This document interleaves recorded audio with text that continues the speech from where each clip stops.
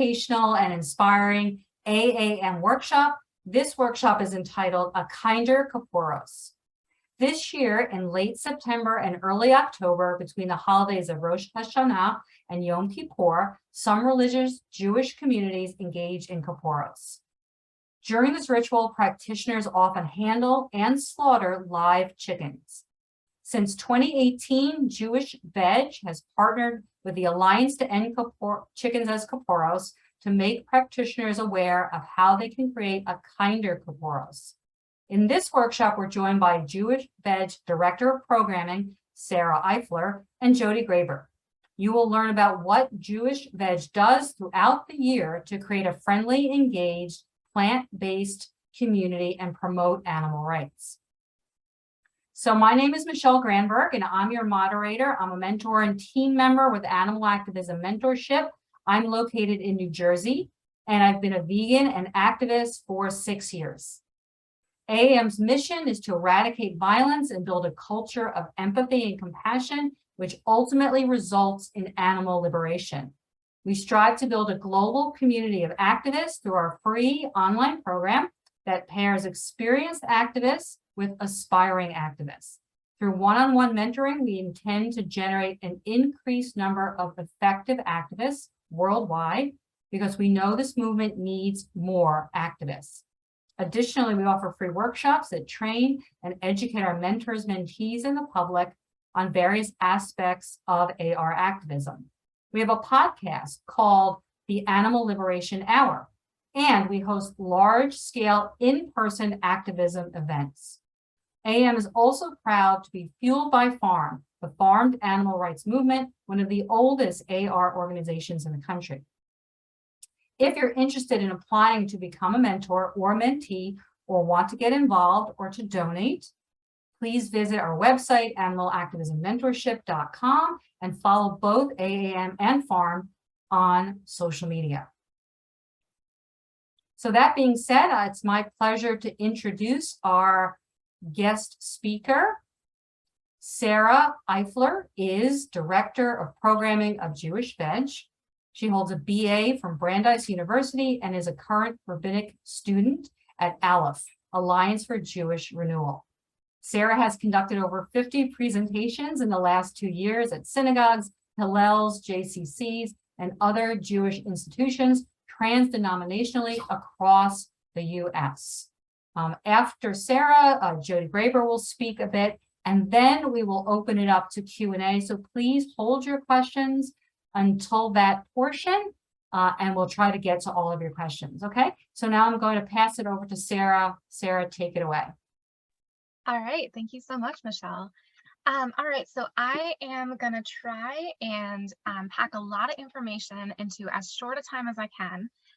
But the idea of what I want to do tonight is give you a little bit of history, a little bit of background into what Kaporos is, what these communities that we're talking about are, what Jewish Veg does, and talk about our approach to this issue, as well as bringing in what it means for the wider kind of import of animal activism, how the techniques that we're talking about really translate to both the work that we at Jewish Veg do year round and in all areas that we participate in, as well as how they can be translated to other facets of animal rights activism, because a lot of what we're talking about is conversation, and that's what I'm really going to emphasize throughout this presentation. So yes, we will have a Q&A which will follow the presentation. So I will speak for hopefully about 40 minutes, and then my colleague Jodi will follow me for I think you're doing 5 minutes, Jodi, and then we will have time for Q&A and discussion. However, if you need me to slow down, repeat something, if I don't do a good job translating a word that's unfamiliar, please go ahead and put that in the chat, and I believe Panima is gonna alert me that I need to repeat something or clarify something. All right, so with that said, let me get going. So I'm gonna share my screen. Okay, so we're gonna talk tonight about the Jewish Veg Kaporos Action Committee. And in order to do that, let me introduce you to Jewish Veg, which is a national nonprofit, and our mission is to educate and build community to encourage plant-based lifestyles through celebrations and conversations about Jewish values. And we do that through a variety of programs and events. So as the program director, give me a moment here to talk about some of the programs we do, including our Speakers Bureau. So you heard we give a lot of speaking presentations. So we go to Jewish institutions of all kinds. We're also more than happy to go to other faith-based institutions or any institutions to talk about Judaism and veganism. We also have a program called Plant Pathways, which is for people who are transitioning to veg diets and whatever fashion is right for them, and want to do that within a Jewish community. We hold holiday celebrations, including our annual Seder that we hold on Zoom, so we call it our Zeder.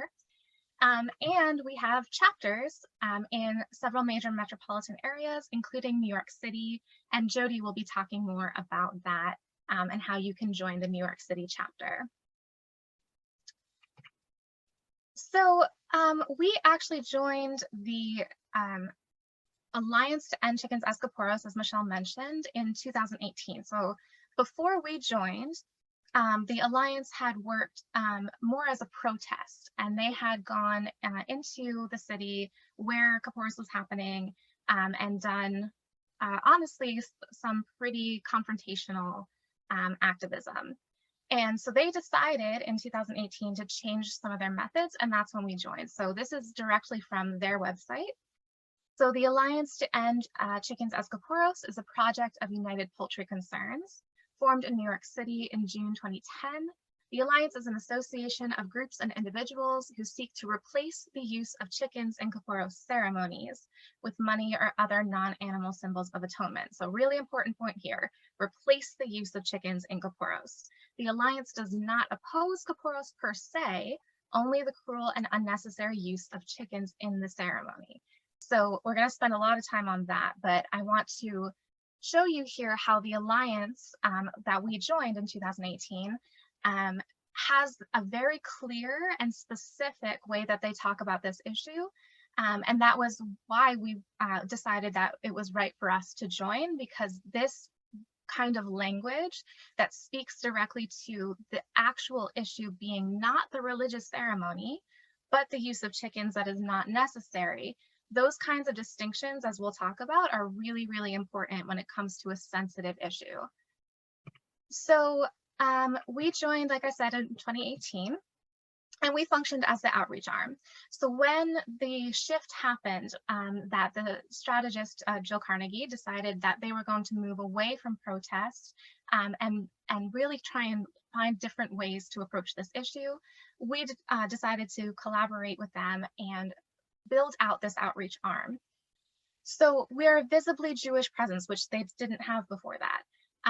And we were able to not only speak from, a Jewish perspective and bring our shared values to this Jewish community, but also really talk about how the Jewish community as a whole is not fully in support of using chickens as Kaporos. In fact, most Jews, as I'll mention, don't do Kaporos, and those who do, a lot of them don't use chickens, they do use coins. So we really wanted to bring in the fact that the Jewish community as a whole is generally not performing this ritual, and is certainly not in this way. So in that first year, we provided flyers and signage. Over time, we changed our methods, as I'll talk about. And we also, from the beginning, have been really interested in not just talking to this specific community, which is a very small community, but bringing in this broader discussion. Our work at Jewish Veg is all about how Judaism has a history and a tradition of compassion to animals as one of its major and main tenets. We don't, in Judaism, have any tolerance for a way of treating animals unkindly. It's extremely important in Judaism that animals are treated with compassion and care and respect. And so we talk about, Kaporos, where we have hundreds of thousands of chickens who are dying in this ritual, and yet when you think about where they come from, these factory farms that these same chickens come from, we have billions of chickens dying in those factory farms. And the same chickens that end up in the streets of Brooklyn are the chickens that end up in a matzo ball soup. So if we're not addressing how these animals coming from factory farms are coming into both places, then we're not really doing the job that we need to be doing in order to create change in the Jewish community. So bringing in this broader discussion is a big piece of the work that we want to do in our involvement with this issue. So I want to give a little bit of history and background, because I think that especially lately, there's been a lot of Netflix series and books that come out about the Hasidic community. And of course, all of these things tend to be very sensationalized, but people have kind of this vague idea of what Hasidism is. So I want to give a little bit of grounding. So Hasidism is a branch of Orthodox Judaism. So a little bit of a 101 here. In Judaism, we have these kind of three main categories that we slot ourselves into. So we have Reform, which is where actually I grew up Reform, and it's kind of where most people are probably not keeping kosher. Then you've got Conservative, where most people are aware of kosher and probably keeping kosher to some extent. And then you've got Orthodox, where people are definitely keeping kosher. Okay, so like those are your basic metrics. Orthodox is the one that of these three branches that really pays the most attention to and most strictly follows our Jewish laws and traditions. And within Orthodox Judaism, there are further subdivisions. So there's something called ultra-Orthodox. It's sometimes seen to be a bit of a pejorative term. It's also sometimes called Haredi. So you have Orthodox Judaism, which kind of follows laws and traditions pretty strictly. And then you have Haredi, which follows them very strictly. And Hasidism is under this branch of Haredi, this very focused on tradition, on Torah, and the laws of Judaism. But Hasidism in particular also has a strong emphasis on spirituality and on mysticism. Kabbalah is not the thing that Madonna does with the red string.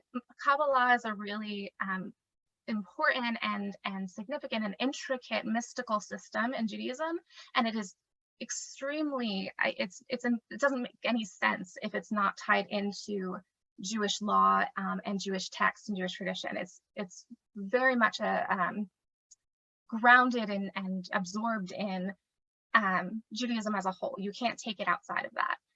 So this kind of mystical, spiritual side of things is really important in Hasidic community and in Hasidism generally. So Hasidim live in these kind of tight communities, and they're headed by something called a Rebbe. So a Rebbe and a rabbi are not the same thing. I'm in school to become a rabbi. I could not ever become a Rebbe. A Rebbe is kind of like a head of a community of Hasidic Jews, and it's a kind of like dynasty type system, so it's family based. But the Rebbe is the person who decides how the community is going to express their how they follow the laws of Judaism. So it's a hierarchical system in which the Rebbe kind of makes the final ultimate decisions. And these communities often speak Yiddish and or Hebrew as well as English. Some speak more Yiddish, some speak more Hebrew, some mostly speak English. So it can vary between the different communities. So because they're so strongly focused on following the laws and traditions of Judaism, they kind of end up in a avoiding this outside secular world because it's difficult to interact in a world that doesn't follow the same kind of laws and traditions that you do. So you kind of end up in these tighter communities. There are different sects of Hasidism, right? So we talked about, you have those three branches, then you the branch of Orthodox, which branches off, and then you have that branches off again. You have very specific little communities, and they have very different different rules. They have different ways that they dress. They have different, languages that they speak, some Yiddish, some Hebrew. So even as we're talking about having this kind of general idea of what Hasidism is, it's still going to vary a lot from one community to the next. And I'm going to show you this picture and then talk about this point, but just to give you an idea of the way that some Hasidic people dress, like I said, it varies between these different sects, but in general, you're going to see modesty is a really important feature. So that generally means covering your knees, elbows, and collarbone, and darker colors. You might see some of these hats. So this is an idea, one idea of what Hasidic dress might look like. But all of these sects, with all of their differences, every single one of them is gonna know Jewish text and tradition backwards and forwards way more than anyone coming in from the outside ever will. The Tanakh, which I mentioned here, is the full Hebrew Bible. So we have the Torah, which is, you know, the central sacred text. That's the 5 books of Moses. And then the full Hebrew Bible is called the Tanakh. We also have other sacred texts. We have the Talmud, which is a collection of rabbis arguing about the laws. We have actually a whole lot of Jewish literature over, you know, thousands of years that we that people who grow up Hasidic and people who live in Hasidic communities spend their time studying and learning about and interpreting and arguing about. We are Jews. And so if we were, as you know, as people who are coming in again from the outside, to go in and start saying, oh, we're going to teach you about Jewish tradition and Jewish law, it would be kind of ridiculous. They know Jewish tradition and Jewish law. So the purpose of what we do at Jewish Veg, when we come in as the outreach arm, is not to go in and try and teach these people about how they should live and practice their laws. What we're doing instead is trying to connect with these, you know, people living in these communities as fellow Jews about our shared values. So I want to talk a little bit about what Kaporos is, and then talk a little bit about how we then go about bringing in those shared values. Because like I said, this ritual is pretty specific to this community, especially in terms of using chickens. So Kaporos, first of all, originated in the Middle Ages. It's not something that's in the Torah, that sacred central text of Judaism. It's not in the Talmud, that collection of rabbis arguing. It's actually a folk ritual. It's something that the peoples just kind of organically started doing. And when they started doing it, in fact, they didn't start with chickens. It actually started, as far as we know, using young plants. They would plant little bean plants and then take the young plants, swing them 7 times around their head, and throw them in the river. And that was how Kaporos kind of started. But over time, I missed that point, but over time, it took on different forms. So this minhag and not mitzvah, so this relates to it not being in the Torah or Talmud. A minhag is what we call a custom, right? So a folk ritual is a custom. It's not a mitzvah, which is a commandment. So thou shalt not kill, that's a mitzvah, that's a commandment. But wearing a kippah, which I'm not right now, but that's not a commandment, that's actually a custom. So the important thing to keep in mind here is that when I say it's a custom, it's not a mitzvah, that does not mean that it's not important. Sometimes we hold tighter to customs than we do even to commandments. However, the fact that it started as this kind of folk ritual gives a little bit of context as to what it's for, what it does. This was something that the people started doing. It wasn't something that the rabbis or any divinity told people to do. So the rituals performed in the days leading up to Yom Kippur. Yom Kippur is one of the, in fact, is the holiest day of the Jewish year. It's the Day of Atonement. And I have a little etymological bonus note here. But basically, both the words Kippur and Kaporos come from the same root, meaning atonement. So the ritual is about atonement. Okay, so into the mysticism stuff. So a folk ritual that started using young plants, and then people kind of started using a bunch of different things. So maybe they were using plants, maybe they were using coins, maybe they were using fish. And then at a certain point, this idea that you could use chickens, and a little bit of Jewish mysticism background here. Words in Judaism in general, but especially in Jewish mysticism, are really, really important. They carry so much weight and significance. So the word gever means in Aramaic, which was a commonly spoken Jewish language, means man. And in Hebrew, which is obviously a Jewish sacred language, gever means rooster. And so this mysticism, which again, the Hasidic community is very strongly follows Jewish mystical traditions, that you could substitute one for the other, really kind of took hold. And it also became important to use a white chicken because white symbolizes purity. So this ritual that is tied to atonement has this idea of substitution between a person and a chicken, and using this white chicken symbolizing purity. All of these things kind of came together and took hold, and that's why the communities that use chickens really believe that using white chickens is a central part of the ritual, even though it didn't start there, even though a lot of people don't do it that way. As with a lot of things in the Hasidic community, it is gendered. A man is meant to use a rooster while a woman is meant to use a hen. And this is a point that I really want to emphasize. When people talk about Kaporos, a lot of the time they will say that the ritual is meant to transfer the sins of the person to the chicken. So I talked in the beginning about using specific language and being really clear about what is happening and what we're saying about it. Because the fact is, this is not about transferring sins.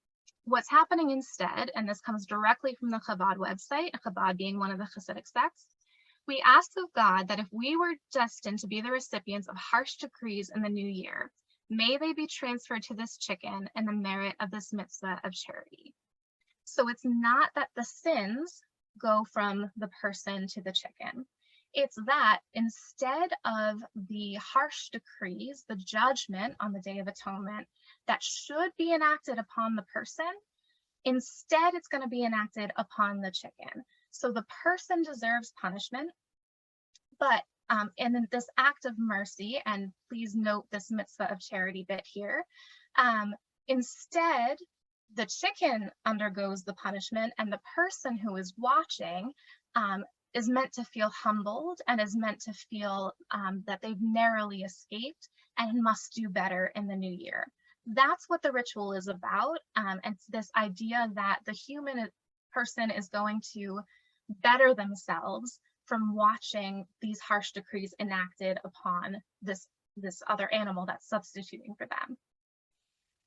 Obviously, that's not a great thing, but it's a different thing than saying that the sins get transferred. And that's important because when we talk about these issues and when we go into Brooklyn and have conversations, if we don't know what we're talking about, it's much harder to establish connection and trust. So the ritual itself, I'm going to go through what the full steps of the ritual look like. So when using a chicken as Kaporos, a person will take the chicken and swing them 3 times above their head. Then they will recite a couple of prayers and they will say, "This is my exchange, this is my substitute, this is my expiation. This chicken shall go to death and I shall proceed to a good long life and peace." So again, the substitute of who gets the judgment. Then the chicken is slaughtered in accordance with kosher law. Again, this is what's meant to be happening. Kosher law is meant to be as humane and painless as possible. And then the chicken's body is donated to charity as food. So that's where that mitzvah of charity comes in. The fact that the chicken is meant to be donated for food. This is not what actually happens in the streets of Brooklyn. This is what's supposed to happen in order for the full ritual to be completed. But when you have hundreds of thousands of chickens that people are swinging around their heads, not knowing how to hold them, and being slaughtered one right after the other in these pop-up slaughterhouses where it's impossible to actually follow the very strict laws of kashrut and make sure that they are being treated as well as possible, which they are certainly not. And definitely none of these animals are getting donated to any food banks who would never accept them, because these are sick animals. There's no refrigeration trucks. There's no way for them to be donated anywhere. And the day after the ritual, especially the last night when we have the most people performing the ritual, there are garbage bags full of chickens' bodies all over the streets.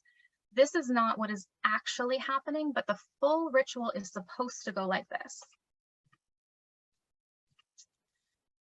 So I wanted also to show you this from the Chabad website. So they say, it is of utmost importance to treat the chickens humanely and not to, God forbid, cause them any pain or discomfort. Jewish law very clearly forbids causing any unnecessary pain to any of God's creations. An unkind act like that would certainly be amplified on this day, the eve of the day when we beseech God for perhaps undeserved kindness and mercy. The people who are performing this ritual, the people we talk to on the streets of Brooklyn, know and believe that it is not okay and not right to cause harm to animals. These are not bad people. They are not people who are going there with the intention of causing harm. They honestly do not know how to hold a chicken kindly. They do not know what it means to be harming chickens in this way. They are not out there in order to cause pain. They believe that this is the best way to do the ritual because that's what they've been taught. They believe that they're not causing the chickens pain because that's what they've been taught. And they believe that the chickens are happy to be a part of this ritual because that's what they've been taught. And so our job is to go out there and show as much respect and compassion to the people we're talking to as we want to show to the non-human animals who are being used for this ritual. And none of this works if we don't come from that basis of compassion and respect for everyone involved, ourselves included. So it's really, really important not to kind of get it in our heads that because what is happening is objectively terrible, that doesn't mean the people are terrible. These are city people who have never, except for this 1 week of the year, and for them it's maybe an hour out of the year, never interact with non-human animals. They just don't know better. So there has been opposition to Kaporos, the ritual of Kaporos, and especially to using chickens as Kaporos from the beginning. So we're not kind of coming out of nowhere in having a Jewish response to Kaporos. That's kind of always been part of it. So I'm gonna just throw out a couple of big names, but don't worry if you don't recognize them. But a lot of rabbis, a lot of sages, a lot of big names from the beginning of when the ritual started up to now have opposed this ritual. And the reasons have been, one, it's too similar to non-Jewish rites and sacrifice as a folk ritual, like most folk rituals. People are not living in isolation, so they're borrowing ideas from each other, trying out things from each other, and other people at the time were doing similar things. And sacrifice. Animal sacrifice has been outlawed in Judaism ever since the destruction of the Second Temple. So you are not allowed to perform animal sacrifice. Importantly, we do not call Kaporos sacrifice because that's not what it's. They don't call it sacrifice. We don't call it sacrifice. It's a ritual. But there has been opposition because it can seem too similar, and that's forbidden. And all of these people and plenty more have opposed using chickens as Kaporos from the beginning because it causes suffering to animals, and causing suffering to animals is forbidden by the Torah, our most central and sacred text. So what do we do instead? Hopefully, we can talk to people in the streets of Brooklyn and get to a point where we can talk to them about using an alternative to chickens. This is a legitimate alternative. It has always been a legitimate alternative. Like I said in the beginning, people were using plants, but they were using money even all the way back then. The Hasidic community is a community of people who, the word is Ashkenazic, so Jews who kind of came through Eastern Europe. So most of the Hasidic community originated in Eastern Europe, and because of the Holocaust, ended up either in the US or Israel. The Sephardic community, which is a community of Jews who went more to the Iberian Peninsula and North Africa, they have always used coins. They've never used chickens. So using coins and not chickens for this ritual is not only something that is considered legitimate, has been around forever, but also a huge group of Jews are using that already and doing it that way already. So if you're going to use money instead of a chicken, you would want it to at least, because again, remember, it's supposed to be donated to charity. So it should be at least the financial value of a chicken. Also in Judaism, we have a thing about numbers, just like we have a thing about words. So the number 18 represents life.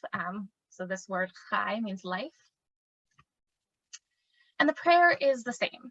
So this is my exchange, this is my substitute, this is my expiation. This money shall go to tzedakah, meaning charity, and I shall proceed to a good long life and peace. Exact same words, except instead of this chicken shall go to death, it's this money shall go to tzedakah, which is much nicer all around. And money actually helps people, especially now. Donating a chicken's body, even if that were actually happening, which it isn't, wouldn't go very far. But all the way back in the beginning, when this ritual first started, people were saying, well, why do I want this chicken that you've, transferred your harsh decrees over to? I don't want to take that. Using money instead is actually directly helpful to people who need it. So not only is it a better alternative in terms of preventing animal cruelty, but it also is actually helpful and actually fulfills the full ritual.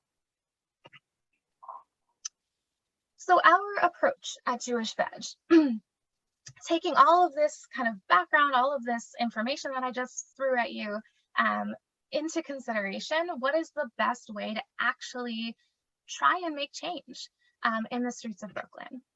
So we have a very clear idea of what we want to accomplish. We are there to be a resource, to protect Jewish values, to broaden the discussion, and to oppose anti-Semitism. And I will go briefly into each of these because I am noticing that I am going longer than I wanted to. So our goal is to connect with our fellow Jews around the mitzvah of caring for animals. So remember, Kaporos is a custom, but a mitzvah, a commandment, is something that we are commanded to do, and caring for animals, treating them with compassion and respect is a central mitzvah, central commandment in Judaism. And even when it's hard, even when we face hostility, which we do, even when we are talking to people who don't want to be talking to us or feel that we are invading their space or feel that we are a joke, always, always, always remaining respectful and calm. One of the things that I think is so important as activists to keep in mind is that you're not just talking to the person you're talking to. If you're having a conversation with someone and you're coming from a place of kindness and calm and respect, even if the other person is being hostile to you, everyone who's watching that conversation, and we live in a world where lots of people are watching every conversation, everyone who's watching is paying attention to the way that you react. And so you are always, in every conversation we have around animal activism, around animal rights, around how to care for non-human animals in the earth, in every conversation, it is so important for us to always remember that it's not just that one person, it's not just that one conversation. There's always the, the responsibility of what it means to present well and to speak well and to speak respectfully about these issues.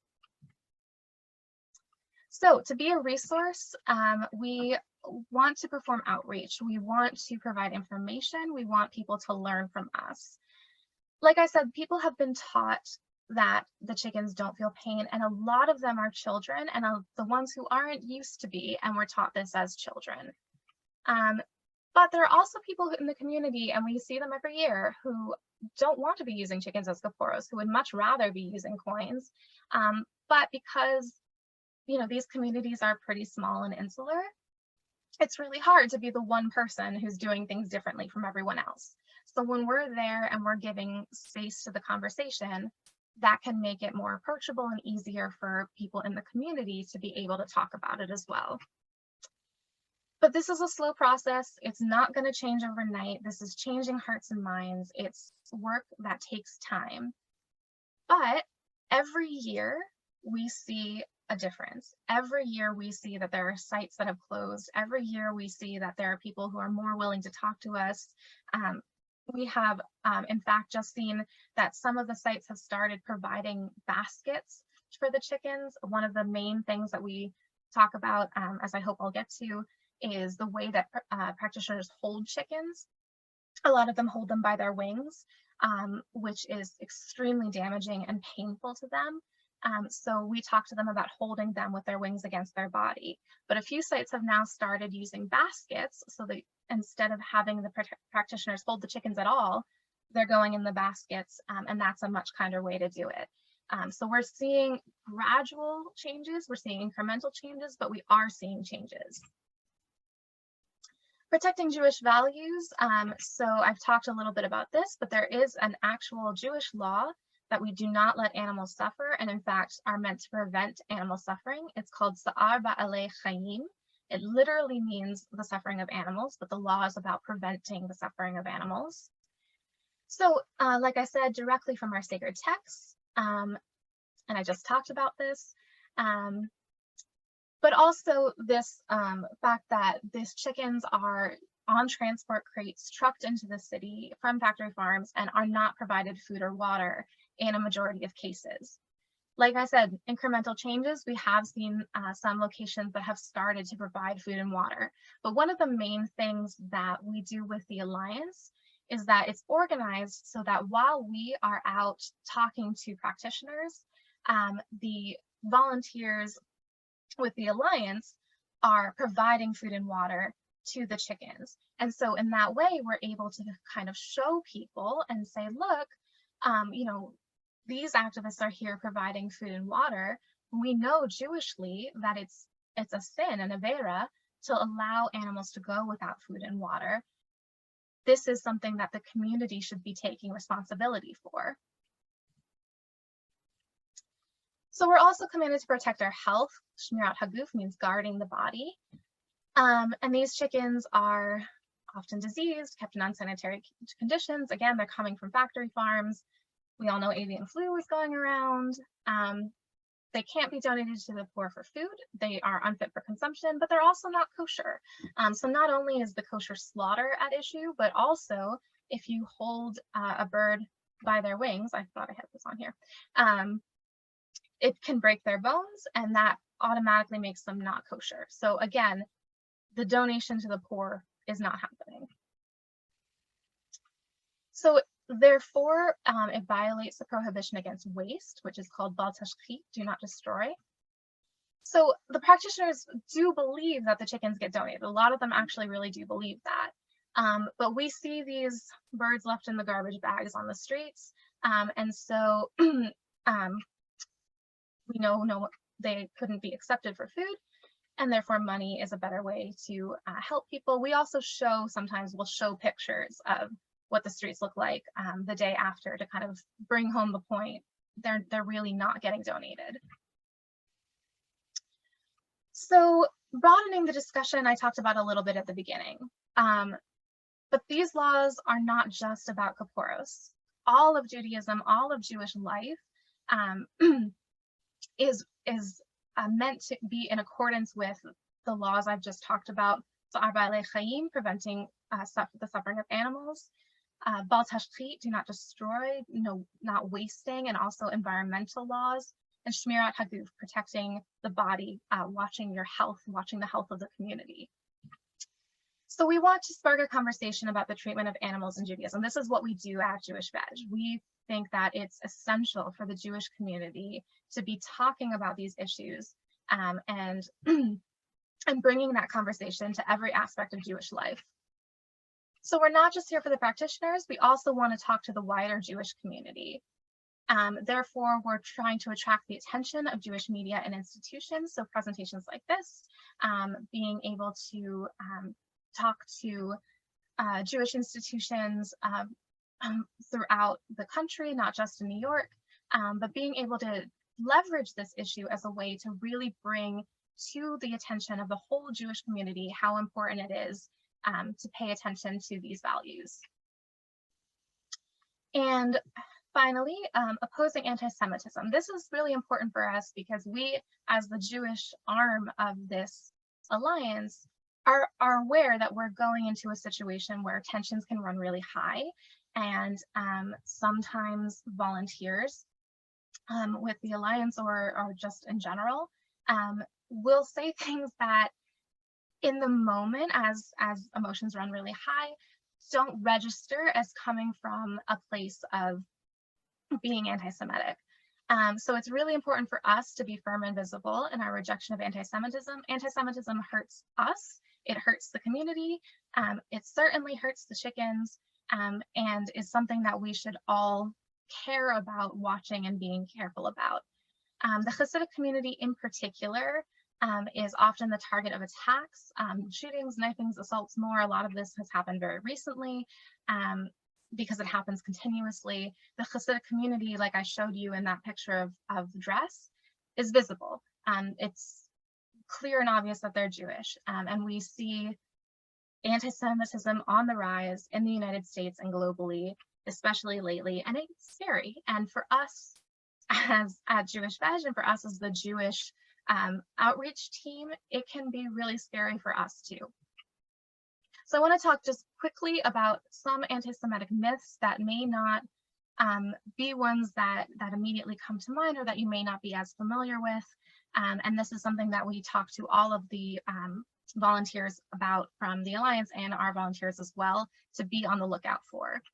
So Jews having too much power, Jews being disloyal, especially to nationalistic interests, Jews being greedy, anything to do with Jews and money, some Christian anti-Judaism myths that Jews killed Jesus, that Jews use Christian blood for religious rituals, and Holocaust denial, and also very important that we just don't talk about the Holocaust and that the volunteers in general don't bring up the Holocaust. So I mention all of this because these things have happened while we've been on the streets in Brooklyn, while we've been dealing with this issue.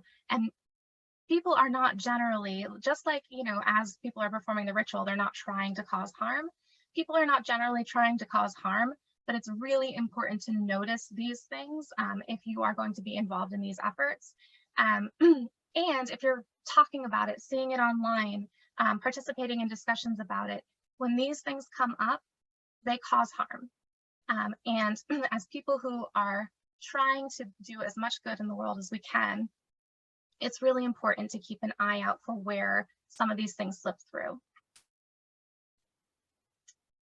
So I did it. I have 33 seconds left of my 40 minutes. So I'm going to stop sharing for a second. And thank you for your attention. We will, again, be taking questions and having discussion at the end. But at this point, I think I'm passing it to back to Michelle, and then I think Jody will speak.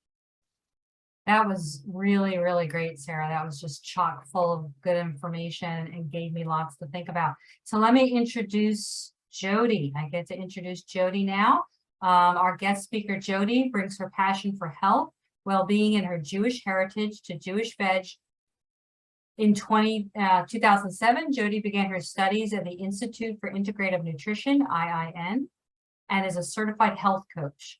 While studying at IIN, she learned about a veg lifestyle and realized that for health and moral reasons, she needed to change her eating habits.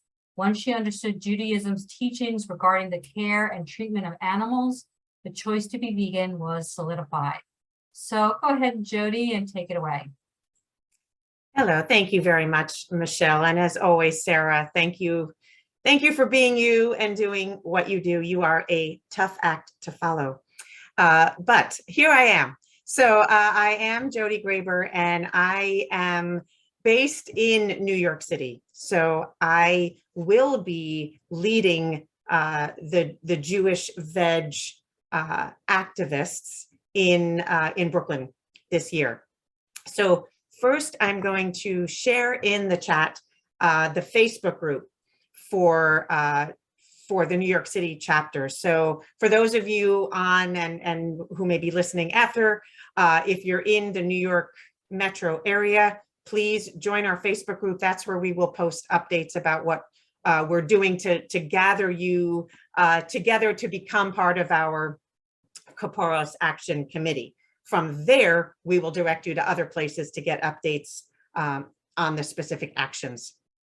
So what we will be doing this year, Sarah, I think we'll share a form. So if you want to be working with us to go into these communities in Brooklyn this year, we invite you to fill out this form, because it's really important that we know you, we meet beforehand. We don't want people just to show up because we do specific trainings. You've heard a lot of it tonight, but we still want everyone to meet and know each other before we meet to do our important work in Brooklyn.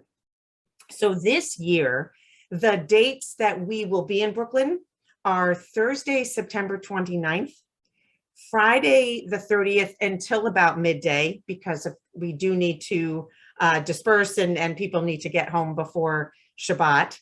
There are no actions on, the practitioners are not out on the Sabbath on Saturday. So we meet up again on Sunday the 2nd and Monday the 3rd. And we go into the communities of Williamsburg, Midwood, and Crown Heights. And as Sarah said, you know, there is, on one hand, there is opposition. On the other hand, we have been making inroads into the community. And I will say too, you know, the Alliance does a lot of work throughout the year, meeting with the community, meeting with members of the community, so that they really do understand, some of the leaders really do understand why we are there. And as Sarah said, we're not there to protest religious rituals. We're there to educate and, well, not really to share. As Sarah said, they know what the mitzvahs are, what the laws are, but to really educate them about caring for these animals, how to hold them so that they're not in tremendous pain, their bones don't get broken by these actions. So it's those of you, you know, who are listening or on, you know, it's not easy to watch animals in pain. You know, it's very difficult. It is challenging. And I know for myself and for the people that I speak with when we're there, we're reminding ourselves of why we're there. And that helps us to get through it. We are not there. The Jewish Veg activists are not there to do any rescues of the chickens. That is the work of the Alliance. We're there to talk to these practitioners, to ask them to handle the chickens, to treat these chickens more compassionately. they are still, slaughtered in the end. We know this, but to handle them more compassionately, and as Sara mentioned, there are baskets now that are being used. So we're making progress, and that's why we approach it with this exchange, this conversation, as opposed to a protest, because a protest is not going to get us anywhere. Conversations can make change. So we do invite you to, as I said, to fill out the form. And I will put my contact information in the chat as well. You're welcome to reach out to me, and we can have a conversation to see if this is something you do want to do before you fill out the form. If you want to know more specifics, we do use the Signal app to communicate with everyone. So that's why it's important that you fill out the form. Then we have your name, we have your cell phone number. We communicate through Signal because we, Jewish Veg, communicates with the Alliance to get the locations. We don't know well in advance exactly where we're going to be in Brooklyn. We have to wait until the night before, the morning of, and then we use the app and we coordinate where we're going to meet and where we're going to go together to talk to these practitioners.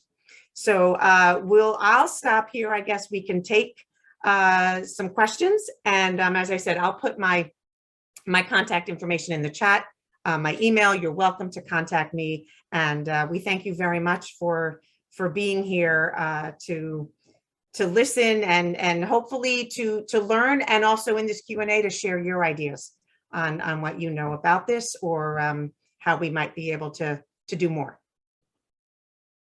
Thanks, Michelle. Thank you, Jodi, so much. If you could put Jewish Veg website in the chat as well. And yes, we're going to open up to questions now. We don't have too many people with us, so we should be able to get to all your questions. I see there's a question in the chat, so I'm going to go right to that from John Bell. And then if you want to ask a question, you can either hit the hand raise icon if you want to ask it verbally, or you can have the choice just to put it in the chat if you prefer to do it that way. So I guess this is for both. This is for Sara and Jodi, whoever can answer. Since people strictly follow what their rabbi says, does it make sense to talk to the congregation, as they will probably ignore what we say? Also, should it be only Jewish people talking to congregants or the rabbi? Okay, so great questions, John. And yes, you hit on a big discussion in terms of tactics. So when we are out in the streets, we are talking to regular people who are there performing the ritual. But the work that's done throughout the year, and we do a lot of behind the scenes work as well, is addressing rabbis and congregations and people who are kind of higher up. So that's a lot of the work that goes on behind the scenes. The value of the work that we do in terms of speaking kind of one-on-one to just participants, people who are there practicing Kaporos, what we're trying to do is make something of a shift in mentality. We're trying to get people to move beyond taking non-human animals for granted and seeing them as tools and seeing them as objects, and getting them to actually see non-human animals as creatures deserving of care and compassion.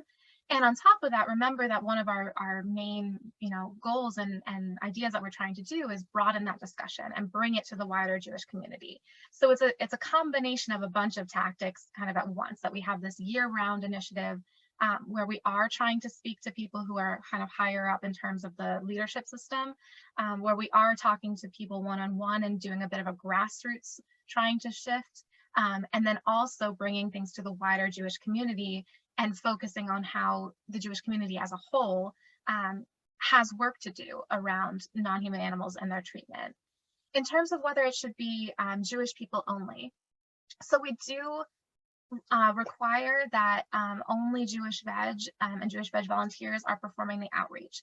The reason for that is because when you have participants from who are coming to do the chicken care, volunteers who are coming from kind of all sorts of backgrounds, who may not have the knowledge and may not have the understanding of these Jewish values that we're talking about. It's why we, even for Jews, we only allow people to do outreach who have gone through our specific training, because we want to make sure that we are, communicating in the best possible way we can and being as effective as we can. So since we're there to talk about our shared values and connect with the Jewish community as also members of the Jewish community, that's why there's this focus on being part of that same community. This is our religion too. These are our sacred texts too. These are our beliefs too.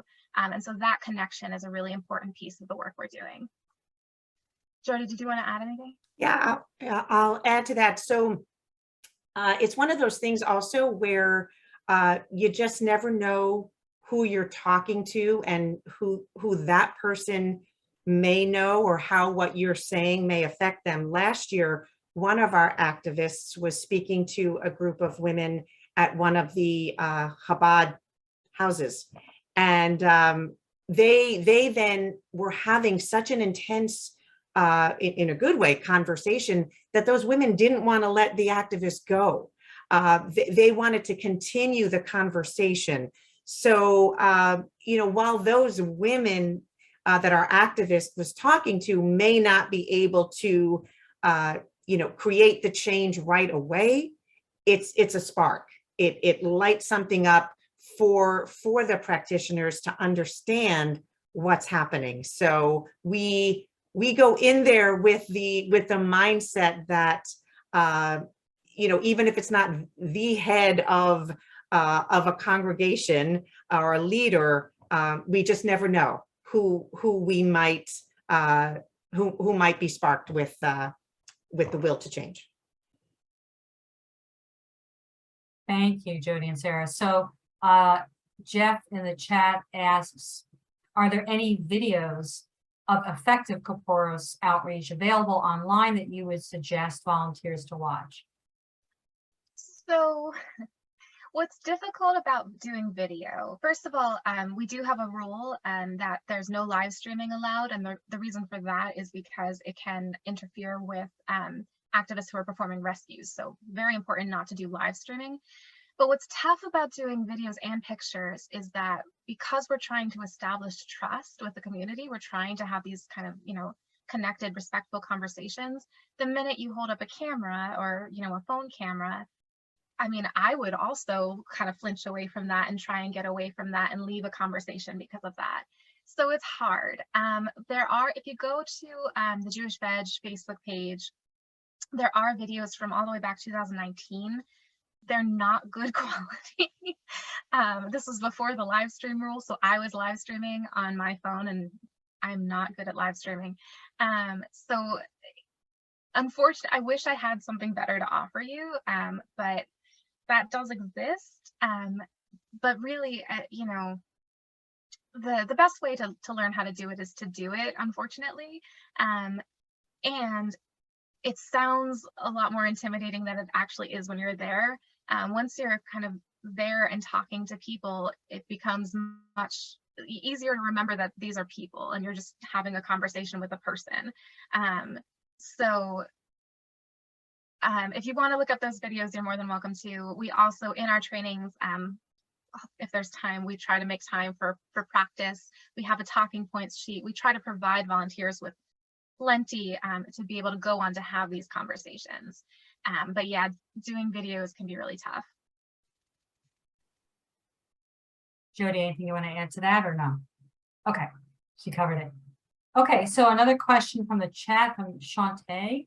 So the week of action is totally different than the care other vegan activists provide to the chickens the last couple of days, correct? I was going to ask that too. I know that you both don't do the rescue and chicken care aspect of it, but maybe you could just say in general what that looks like and what it was all like last year versus what you might be anticipating this year.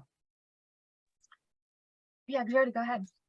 Well, I was going to say first, in terms of so Sara and I haven't been there since 2019 with COVID the past 2 years and the variants. So, but I will be there this year. So I would say I'm going to say, it's sort of simultaneous.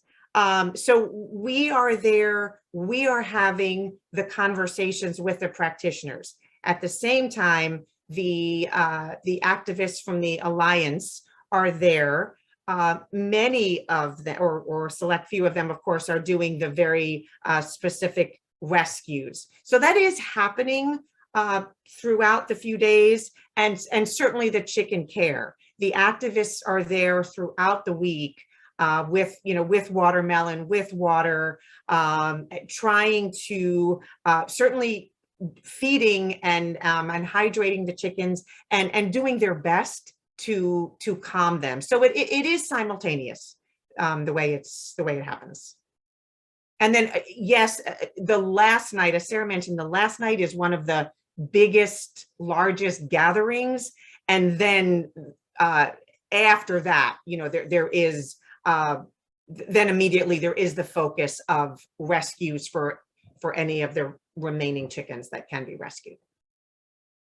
Yeah, and we don't, at Jewish Veg, we do not get involved in the rescues at all. Most of the people who come, even the chicken care volunteers, do not get involved in rescues. There's a specific rescue team, and just to, not that this is something I'm involved with, but just because I know how important it is, the rescue team needs to be able to do their work because they have prepared for it and they know what they're doing, and they have, organized and made sure that if they're rescuing a chicken, it's because they know that that chicken can be cared for. So it's so important that other people don't try and rescue, even though it's horrible to have to walk away. It's really one of the hardest things, and especially what we do at Jewish Veg, sometimes we are holding a chicken to show people how to kindly hold a chicken, and we have to give them back. It's heartbreaking, but it's so important not to think that people can just go and take chickens, because it can, first of all, it can shut down the entire action.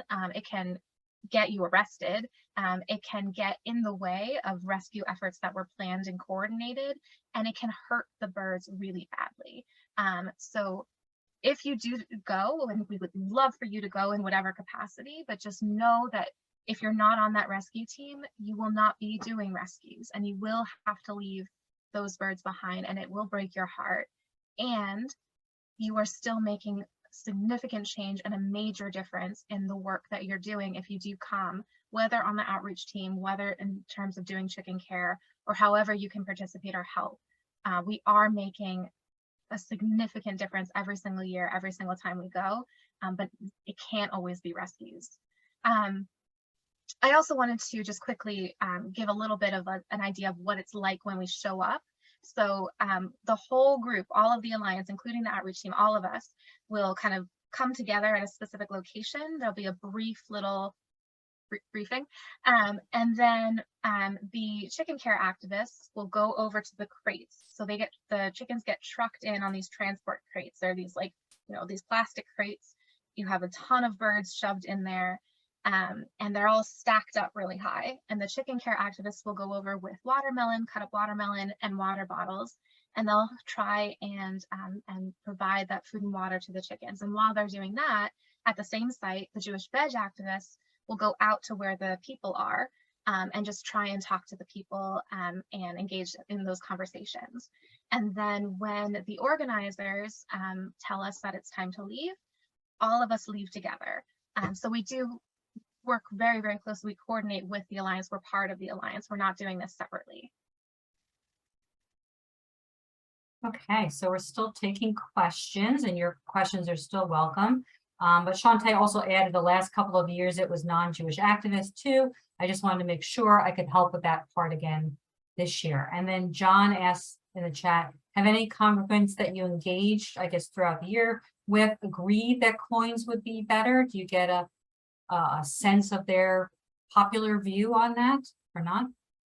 Yes, a lot of them have. So that's one of the best moments that we get, is that we do get a lot of people saying, yeah, we would much prefer to use coins. I've had people tell me, you know what, you're right, I'm going to use coins. I've had people tell me, I've used coins in the past, and I thought I would try this out this year, but I don't like this, and you're right, and I will go back to using coins. A lot of the conversations, I've mentioned that sometimes people can be hostile, and when you have reactions like that, or people think you're a joke, and that's tough, and you have to remain calm and respectful. But I should have said, most conversations don't go that way. Most conversations are really nice, and you have people, just nice people that you're talking to who are learning from you, and you're learning from them, and it's an exchange. And a lot of those people will say, thank you for showing me how to hold the chicken more kindly. Thank you for talking to me about this. I'm glad that I had this opportunity to talk to you. They're actually generally really nice conversations that we get to have. We do hear from people that they would rather not be using chickens. And also sometimes we'll engage people who are kind of walking by the sites, who have already decided that they're going to be using coins. So it's not just that, everyone in the community is out there doing this with chickens. There are a significant number of people in the Hasidic communities who are using coins or who are doing Kaporos differently. So any other questions? I could ask, I know that, you have your methods and everything you've laid out. Everything has a reason, everything has a purpose, the way that you're approaching this in terms of the marathon. It's not marathon, not a sprint, getting the, having this change and planting seeds. But have you or others ever pursued the route of, they're violating health ordinances and taking that sort of legal route to find that out, and then how would that even happen, or anything around that? So the Alliance does some work with that. We at Jewish Veg do not participate in that aspect of the work, whether throughout the year or actually at the actions. But that is an approach that the Alliance sometimes takes. But we feel that we don't want to be participating in that as the Jewish outreach team. Have they had any success with that? Even though so how you is that another workshop, an entirely different workshop? So they have gone to the district courts, and that I went to the Court of Appeals. It went actually to a couple of courts. I went through a couple of rounds. Ultimately, it was, and I think the purpose was to make the police enforce the laws that are being broken and shut down these pop-up slaughterhouses. And ultimately, it was denied. They were told that the police don't have to do that they have discretion. So that work continues. However, it was something that got attention, and that's valuable.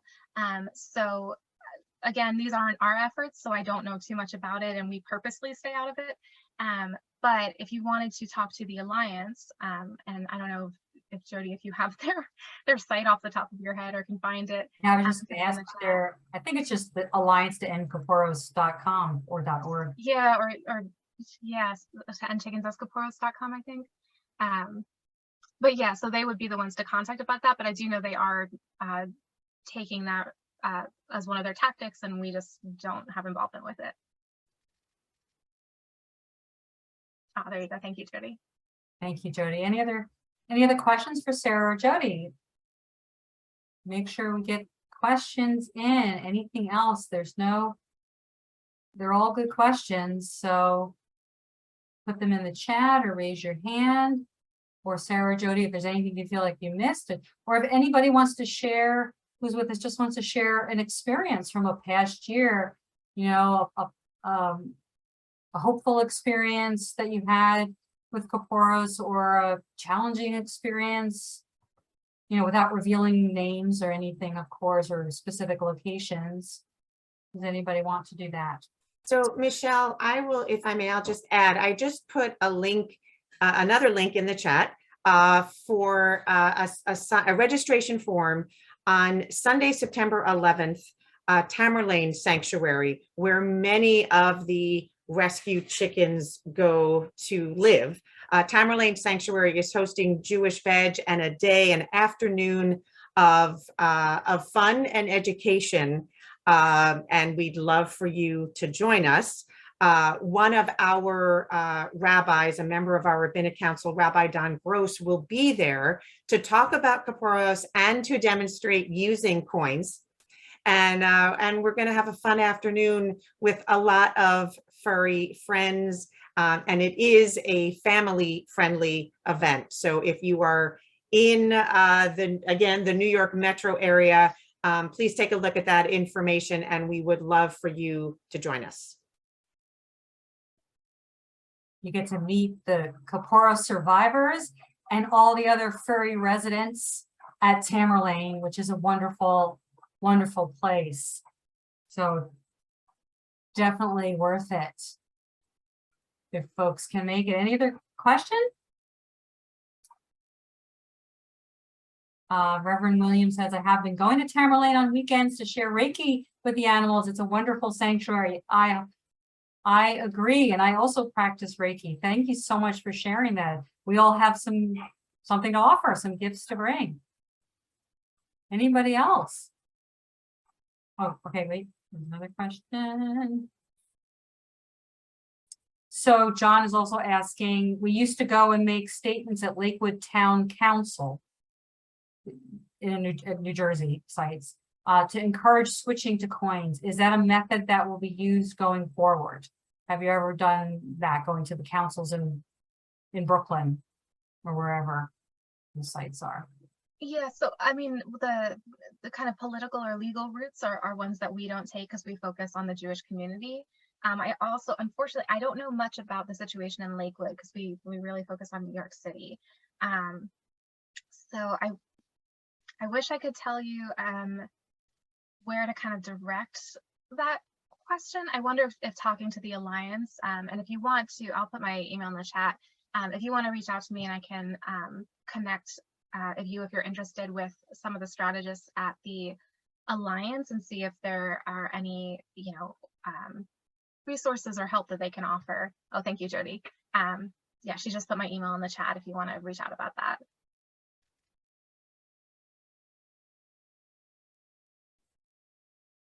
Great to have resources. And I mean, we've had Karen Davis of United Poultry Concerns do a couple of AAM workshops, and she's actually going to do another one next week on the 25th. And I'll mention that in a little bit further, but I want to see that if there's sort of final call for any other questions. Otherwise, I guess we'll wrap up, but let's give you a chance for any questions or comments. Questions or comments?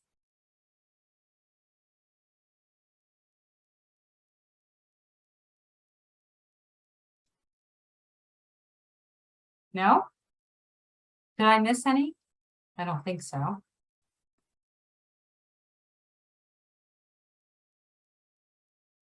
Thank you, John. This was great. I agree. What do you think? Very educational. Maybe you covered so much that you left no stone unturned. Okay.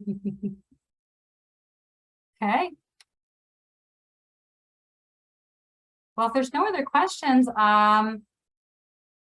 let me let you guys, I do have some announcements, but I'll turn it back to you, Sarah. I don't know if you have any final words, or Jody with any final words.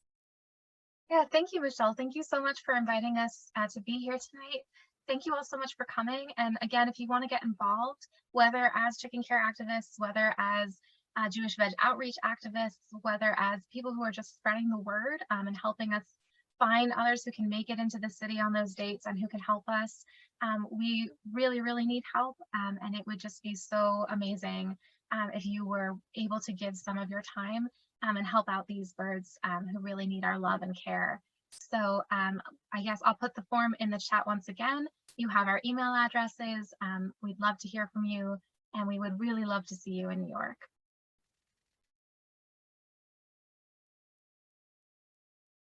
Any final words, Jody? Thank you for being here, for listening, for your interest. And as Sarah said, we do need your help. If you have any thoughts, questions, information, people to connect us to, we would certainly love to hear from you. Okay, perfect. Okay, so last call for questions. Then I want to begin to wrap up, and I'd like to announce a few upcoming AAM workshops. As I mentioned, on August 25th, that's next Thursday, is an insider look at the poultry industry with Karen Davis of United Poultry Concerns. September 20th is animal advocacy using social media with social media influencer John Ober. On September 8th is our 30-day solo activism challenge accountability group.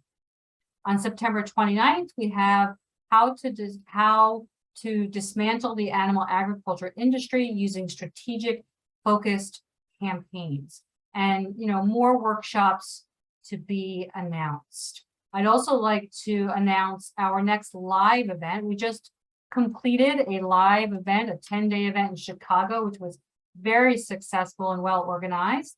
The next one is the AAM Ohio occurrence. It's a 3-day animal rights activism event in Cleveland, Ohio. This event features several different types of animal rights activism. It's open to all levels of activists. Dates are September 2nd through the 4th. Check our page, our Facebook page, for more details. And there's a Facebook event for the Ohio occurrence. We do ask that you register in advance.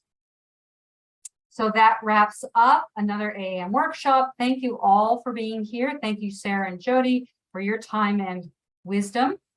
Thank you, Panima, for working the back end. And thank you, everyone, for the work you're doing for the animals in the world. If you're interested in becoming a mentor or mentee or want to get involved, please reach out to any AAM mentor or visit our website, animalactivismmentorship.com. Maybe someone will put that in the chat for me, animalactivismmentorship.com. Meantime, we will also add you to our email newsletter list if we've received your email through Eventbrite or some other means. And that's it. Thank you. Until next time, stay strong and live vegan, everyone.